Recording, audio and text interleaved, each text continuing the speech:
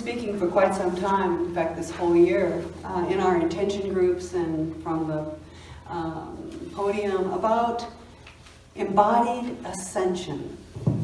Now that's a mysterious phrase for a lot of people. And it, can be taken from a lot of different directions. But embodied, meaning we are reaching within this physical form to ignite the aspects of it that are the essence, that are the fullness of being. We're in a new paradigm these days, and a lot of the rules are different. And instead of calling out to some savior outside of ourselves, we're owning our own sovereignty. We are owning that we are directly a facet of spirit. We are that facet. We are that piece of the gem. We are that chunk of God matter that is the I am, that we came out from that original source as a recognition of I am. And within that, there is also that connectivity, that sense of integralness. We are a part of that, all that is. We can never be separate from the all that is. We are that chunk of God matter, that I am. And that I am lives within every aspect of our being. But as we're here as physical beings, it lives within our body. And quantum physics is, this is a wild microphone today. Quantum physics confirms and reiterates over and over and over again that we are all energy, we are all light, we are all color. When the first word was spoken, there was sound, and that sound is an aspect of who we are, that tune that we each have our sort of individual chord that we play as a being, our unique self, that unique I am sovereignty piece. But that integral piece is also as essential and as woven in. And we're moving out of this idea that God is something separate from us, and that we have to earn our way to heaven, and that we have to behave in particular ways in order to not find the wrath of judgment or the presence of a sense of separation. We're healing those separations. We're moving beyond them. And we do that through our body. Our body is our vehicle of transformation. It's our vehicle of experience in the depth of spirit. It's our vehicle for bliss. Bliss is the experience we have when we are deeply in alignment with spirit. It bubbles up. We don't have to go looking for it. It bubbles up.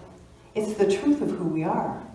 I think one of our biggest challenges in these times is learning to acclimate to bliss.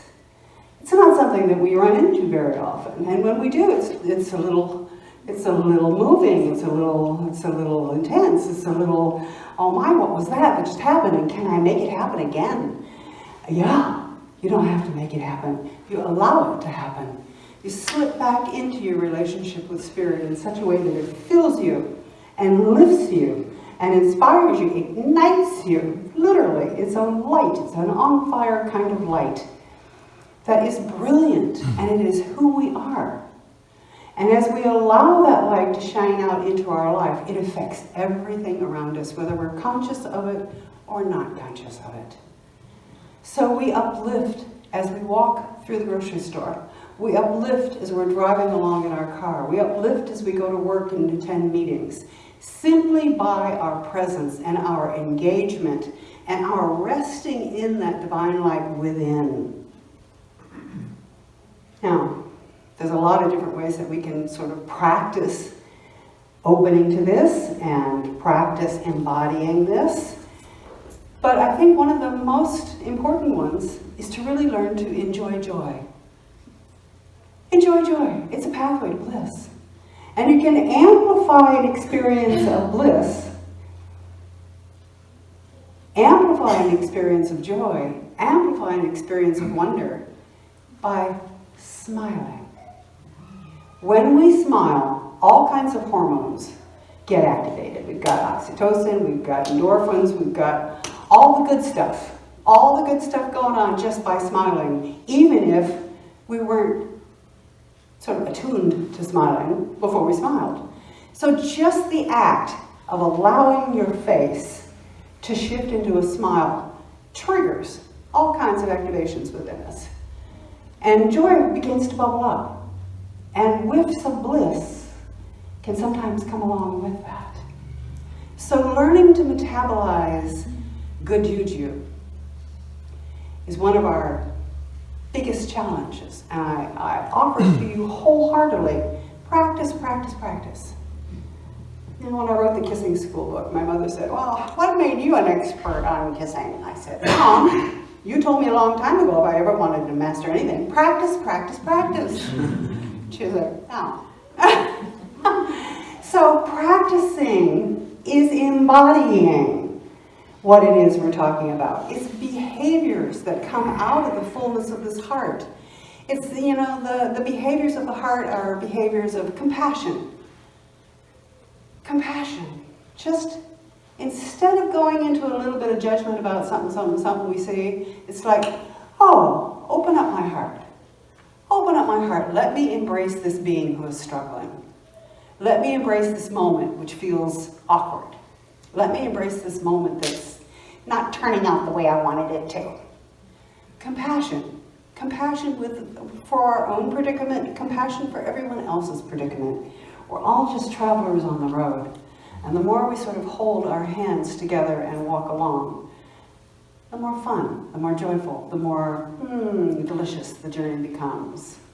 And then it becomes a co-created, shared journey as well. And you know that whenever we co-create something, we're activating a larger field. It's not just one and one.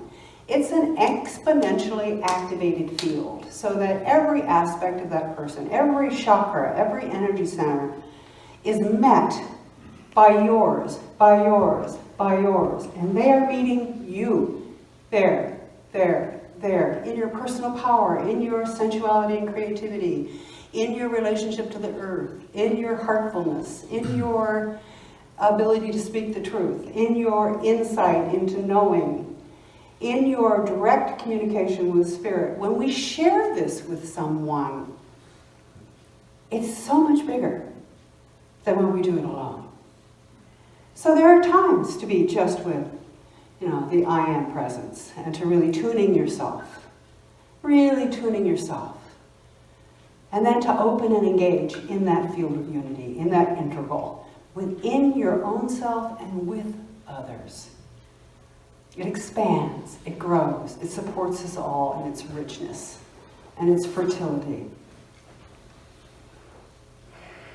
One of the reasons that we tend to want to keep the God out there somewhere is that we don't feel we deserve it.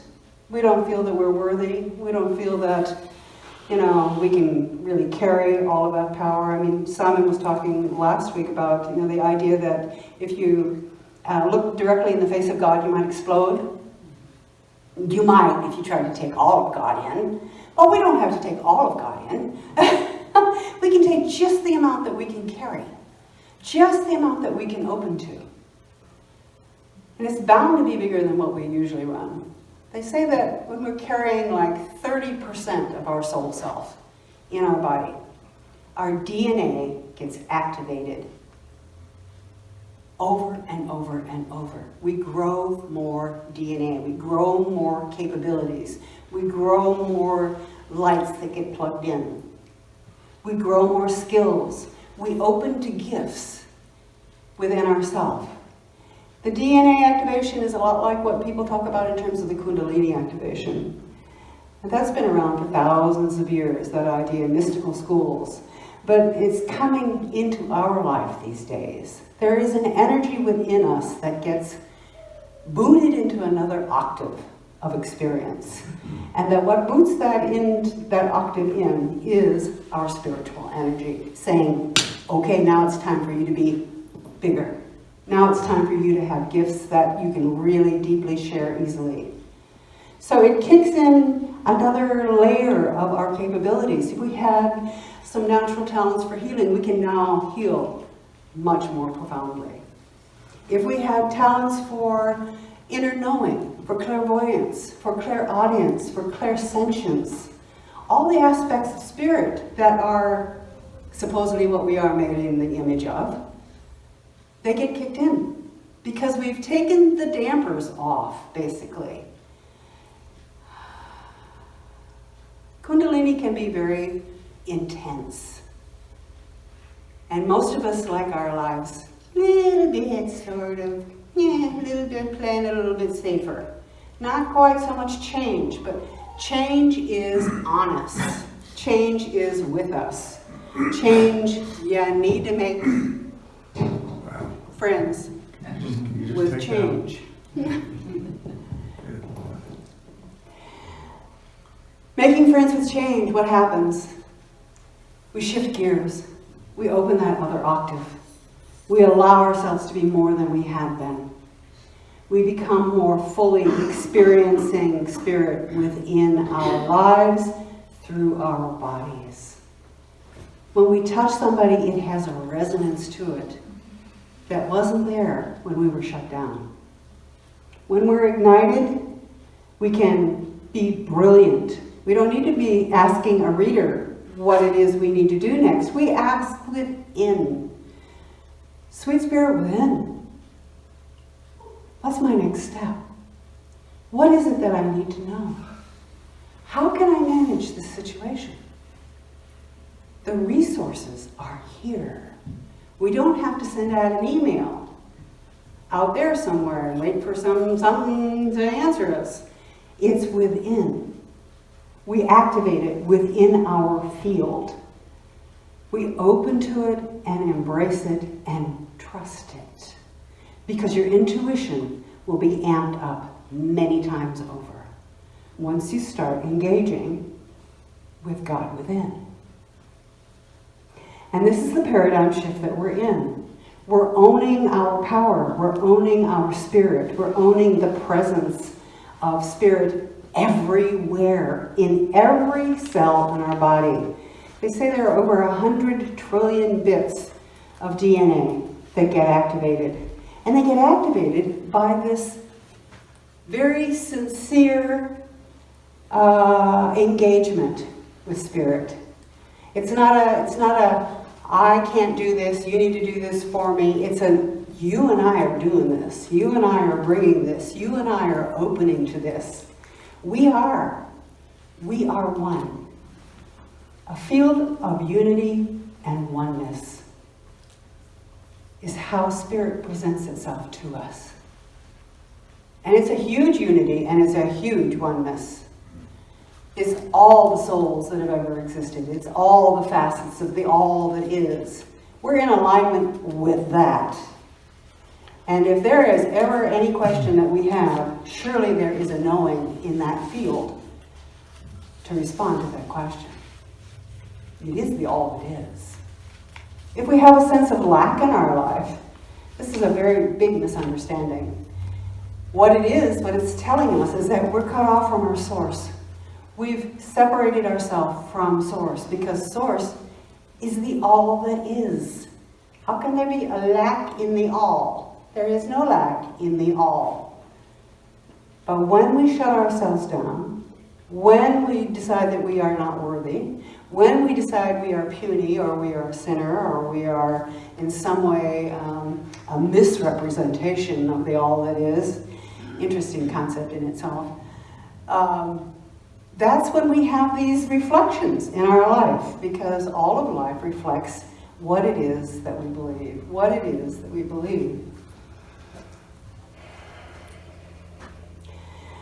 The one thing that did print out yesterday was something that you've all heard, I'm sure, many, many times, but bears repeating. And this is Marianne Williamson, and it's from her book, Return to Love. And she reminds us that our deepest fear is not that we are inadequate. Our deepest fear is that we are powerful beyond measure. It is our light, not our darkness, that most frightens us. we ask ourselves, who am I to be brilliant, gorgeous, talented, or fabulous? Actually, who are you not to be? Your playing small does not serve the world. There is nothing enlightened about shrinking so that other people won't feel insecure around you. We are all meant to shine, as children do. It's not just in some of us, it's in everyone. And as we let our own light shine, we unconsciously give other people permission to do the same. As we are liberated from our own fear, our presence automatically liberates others.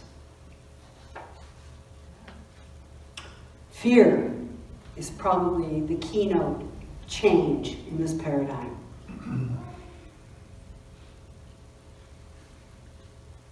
Fear is sometimes called false evidence appearing real.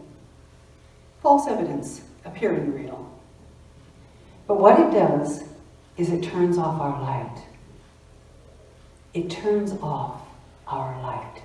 We shrink and collapse with inside and hold ourselves separate from that which we truly desire. What it ends up being is that we're focusing on what we don't want. Now, our minds are incredibly powerful these days. We create like crazy, and that's going to get faster and faster and faster as we get more skilled at being one with the creative source. So what we don't want is going to manifest very quickly. As quickly as what it is we do want. And it's about where are we placing our consciousness? Are we placing our consciousness in our fears and then projecting them into reality and getting more of what that fear entangles us in? Or are we standing in a relationship with Spirit that says, we co-create. What is it we would like to co-create? Well, I'd like some of this yumminess, and I'd like some of this joy, and I'd like some of this appearing in my life. I'd like to experience this kind of a thing. I want to feel my fullness. I want to really honor my skills, and I want to give my gifts. Spirit says, hot diggity, let's go. Let's go. By all means. Let's open to that. And it's just a sincerity of intention. You know, we've been working with these intention groups most of the year. And intention is incredibly powerful. But it has to do with a sincerity, a genuineness in the embrace of that intention. It's not just, oh, I intend to do this, and I intend to have that, and I intend to have my pocket to do that. Yeah, who are you talking to? Who are you talking to? Spirit doesn't feel that. Spirit's not even big on repetition. It's like, we heard you the first time. But we need to hear you with feeling. You know, those feelings. It's a resonant coherence between our conceptualization of what it is we intend and our feeling of that experience as if it was already here. As if it's already here. Okay, I intend to have this wonderful experience. And the feeling of it, as I envision this experience, is expansive and loving and joyous and delicious. When we bring those qualities into that intention, it ignites that intention. It has resonance. We are all energy. We are all frequencies. What frequency are you running? This is the underlying question every moment. What frequency are you running now? What frequency are you running now? What frequency are you running now? Well, I'm building up some courage. Okay, frequency of courage. Courage, the heart. The opening of the heart. It accesses through us. And that courage is kind of kind of a passion, kind of a sense of zestiness, a sense of confidence in this moment. Confident that you are connected to the source of all that is. You have access to every resource in every moment. And if you need a little help stirring up that courage and that zestiness and that confidence and that brilliance that is you, ask for it within you. Dear God, God is within. Show me the fullness of my heart's courage as I move into this situation that I don't really know a whole lot about, but feel drawn to engage. Bring me that confidence, that zest, that essence of spirit as I walk along this path. I want to create something new. I want to allow my creative juices to flow.